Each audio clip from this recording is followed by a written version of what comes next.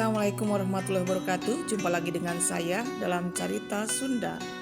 Cerita ini diambil dari buku saya sendiri yang berjudul Bejak Kerbarudak, dan kali ini saya akan membacakan cerita yang berjudul Mawakeun. Let's listen now. Istilah mawakeun meureum rada beda ngaranna ti unggal tempat. Biasana mawakeun sok rame dina nincak puasa lilikuran tereh kalebaran. Mawakeun nyaeta syariat nama babagi dahareun ka tatangga atawa kadulur hayang kaasaan rezeki. Hakikat nama rasa syukur ka Allah Azza wa Jalla. Mawakeun teh biasana lamun ka tatangga cukup ku make piring jeung mangkok dikurilingkeun ka unggal imah make nyiru. Teu kungsi lila oge sok aya nu nguriling deui. Kitu jeung kitu usum lilikuran mah. Sok hoream ari mawakeun teh cenah ceuk si eteh semu nu embung. Kadengeun ku mak pok wae ngomong, ih tong embung, pira sataun sakali kadulur, si eteh nembalan, bongana lempang jauh bari berat. Sabalikna lamun kanu jauh beda lembur mawakeun sok make rantang. Meh unggal imah baroga rantang nu tina aluminium atawa seng.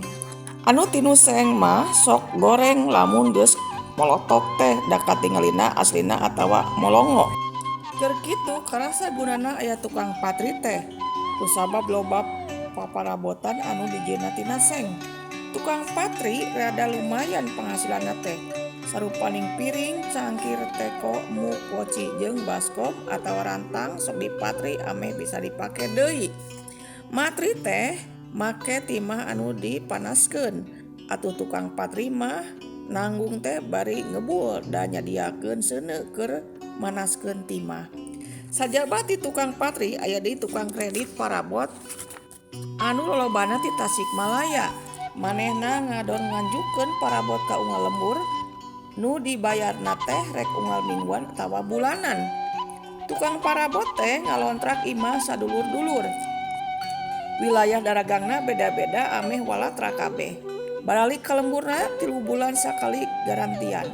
Geus katingali ti jauhna keneh tukang parabot mah. Rancatanana ayun-ayunan kaluhur kahandap paur potong. Wadah parabotna nyaeta karinjang badag saluhureun karinjang jukut. Papada butuh kana parabot kaasup nganjuk rantang pikeun mawakeun. Ti anggelna keneh mun rek mawakeun sok badami heula si emak jeung si bapa. Nu dibadamikeun teh tayalian keur piwaragadeunana. Atuh lumayan gede mejeuna lamun kudu diajangkeun teh ti mana duitna. Lamun kira-kira eueuh waragadna tara ieu maksakeun da kumaha deui keur nyahareupan boboran ge can kairong. Biasana mawakeun teh ti nu leutik ka nu gede atawa ti adi ka lanceuk. Duka iraha mimitina aya aturan kitu. Nu puguh mah mun aya rejeki hayang barang bere kadulur sok mawakeun. Samemeh mawakeun nu boga balong mah sok ngahaja ngabedahkeun kulah atawa balong. Bibit gurame jeung lauk emas tara dialah ajangeun nu di kota baralik engke rek lebaran. Keur mawakeun mah biasa we mun nu leutik kayaning jaer tawes tar bakang ge cukup. Teu kaliwat da loba impun sok dipais. Lauk beunang ngabedolkeun di balong teh sok dibeulahan terus dikere.